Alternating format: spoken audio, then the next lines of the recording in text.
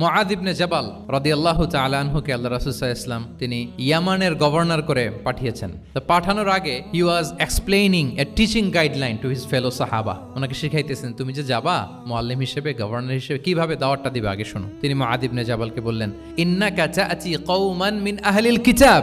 হে মুআয, জেনে রাখো এমন একটা এলাকায় তোমাকে পাঠাচ্ছি, তারা কিন্তু আহলে কিতাব, মানে তারা হচ্ছে Jewish and Christian community, they are not Muslim, তারা কিন্তু ইহুদি খ্রিস্টান ওখানে। সো তুমি কিভাবে দাওয়াত দিবা? ফাদউহুম ইলা শাহাদাতি আন লা ইলাহা ইল্লাল্লাহ আন্না মুহাম্মাদুর রাসূলুল্লাহ। প্রথমে তাওহীদের দাওয়াত দিবা। আওয়াজ করে বলেন, প্রথমে দাওয়াত হবে কিসের?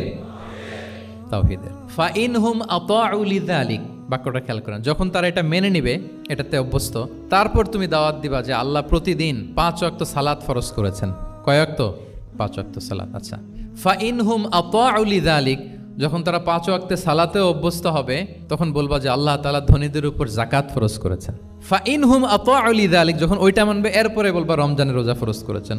সুবহানাল্লাহ, সুবহানাল্লাহ, আল্লাহু আকবার। তাহলে ধাপে ধাপে দেখেন, এই যে টিচিং গাইডলাইন তিনি দিচ্ছেন ওনার ফেলো সাহাবাকে, ফেলো কম্প্যানিয়নকে, যে তুমি ইয়ামানে যে একবারে সব বিধান তুমি যা জানো, মনে করো না যে সবাই ওইটা মানবে। তারা জুইশ, তারা ক্রিশ্চিয়ান, একটু একটু করে তাদেরকে দাওয়াত দিতে হবে। তাহলে গ্রাজুয়ালিটি, পাঠদান পদ্ধতির একটা অন্যতম বিষয় হচ্ছে কি গ্রাজুয়ালিটি, মানে ধাপে ধাপে ধীরে ধীরে অল্প অল্প করে বোঝানো।